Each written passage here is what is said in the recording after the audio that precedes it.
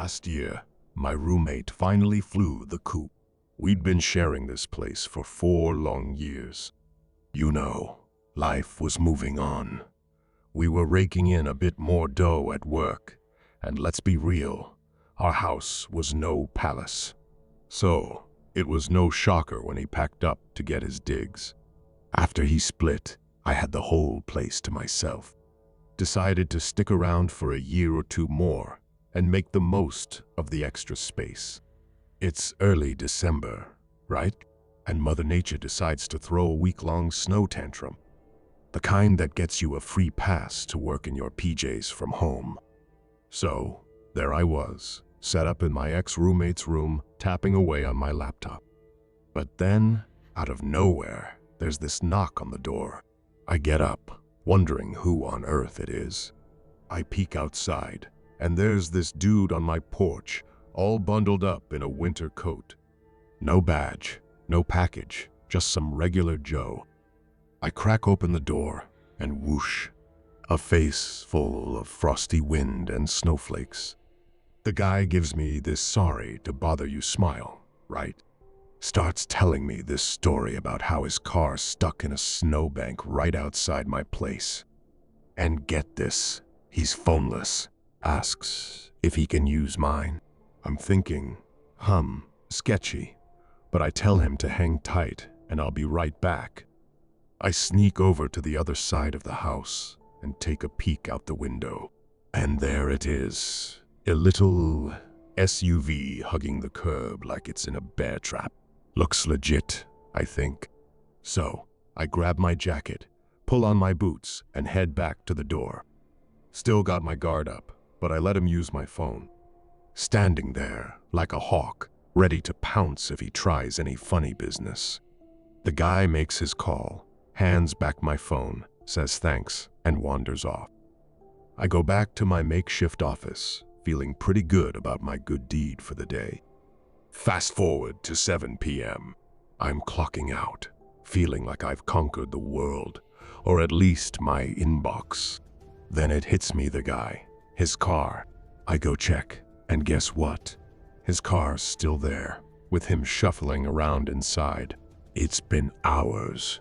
What's going on? Why is he still there? So, I'm thinking maybe this guy's waiting for his bro to clock out and come rescue him, right? No biggie. I head to the kitchen, whip up some grub, and settle in for some couch potato time with the TV. Fast forward to about 9:30 p.m. I'm ready to hit the showers and call it a night. Water's running, steam's rising, all's chill. But then, boom! This crazy loud banging on my front door nearly gives me a heart attack. It's like someone's going full Hulk on my door. The whole house is shaking. I can hear the door handle rattling like it's in a horror movie. I'm frozen solid for a second. Total fear overload. The noise is like a sledgehammer to the silence. I kill the shower, throw on some clothes faster than a superhero, and tiptoe down the hallway. But get this, the moment I step out, everything goes dead quiet. Just the wind howling outside, and me standing there, feeling like I'm in some spooky movie. I creep downstairs, heart pounding. I check the door, nobody. I dash to the window, and yep, the cars are still there. But the guy vanished. At this point, my brain's doing somersaults. I call the cops. They show up and do their detective thing.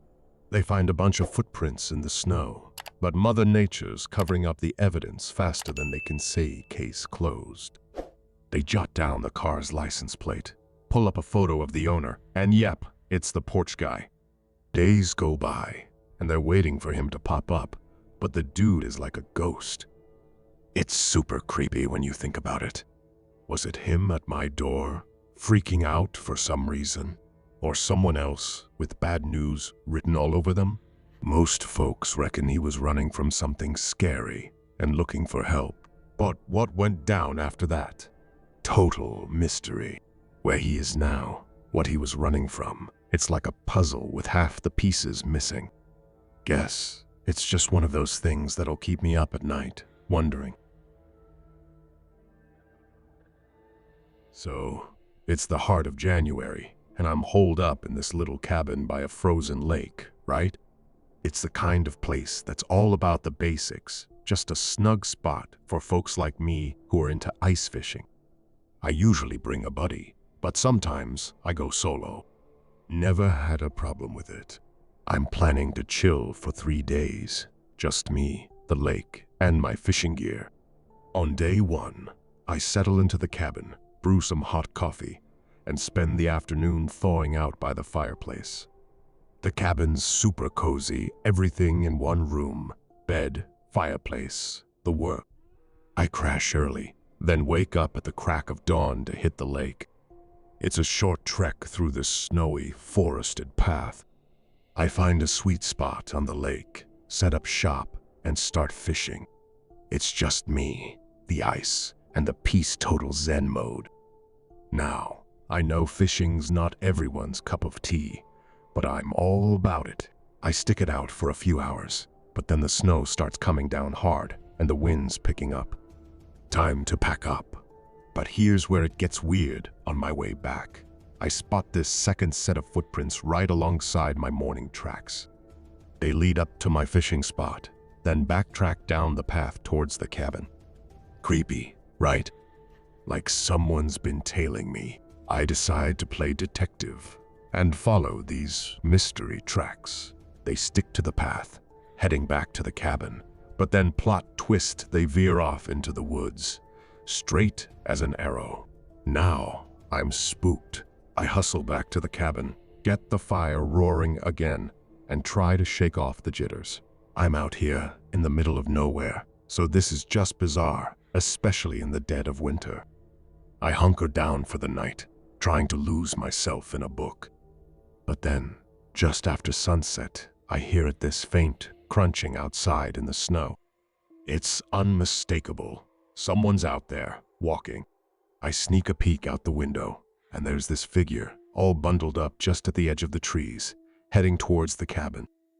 They're covered head to toe, unrecognizable. As they hit the path, they start beelining right for my cabin. I duck down, heart racing, listening as their footsteps creep closer, right up to my wall. Then they're at the window. I see their shadow, like they're trying to peek in. I muster up the courage to look up, and our eyes lock. I have no clue who this person is, or what they're after, but they saw me at the lake, and now they're here, in the dead of night, trying to break in. They're up to no good.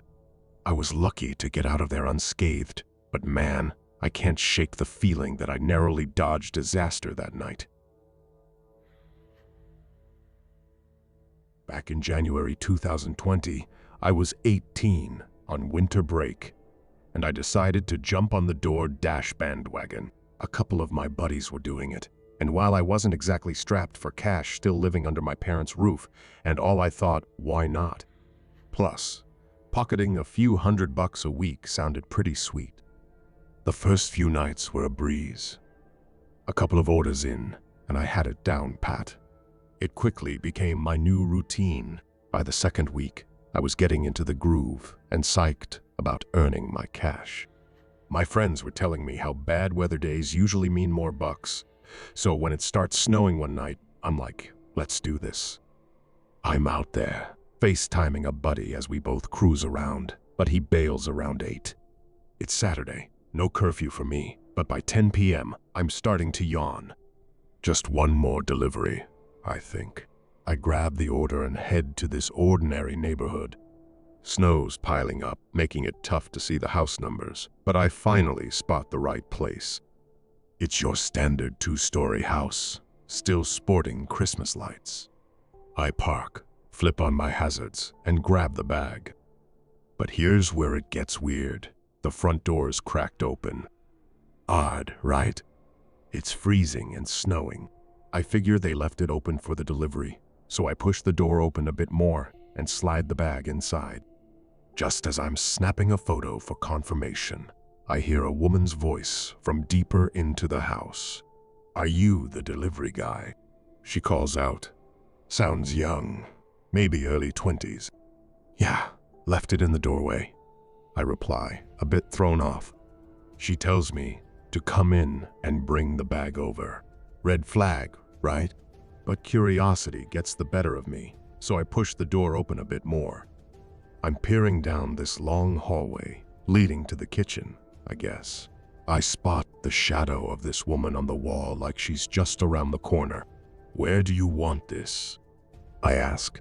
She leans out, half visible, gesturing for me to come closer, then disappears back around the corner. But here's the chilling part. Her shadow on the wall doesn't move with her. There's someone else there, hidden from view. My heart's racing now. I quietly put the bag down, backed away, and bolted out of there. Never looked back. That night sticks with me what was going on in that house. I practically dive into my car, and as I'm peeling away, I steal a glance back at the house.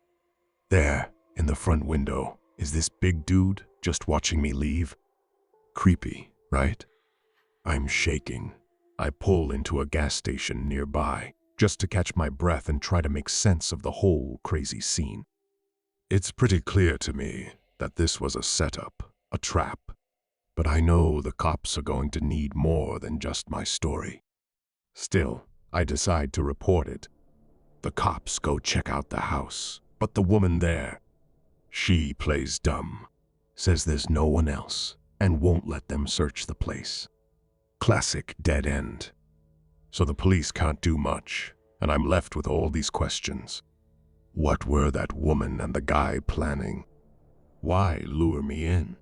One thing's for sure, if I'd walked into that house without a second thought, I might not be here telling you this story. Gives me the chills just thinking about it.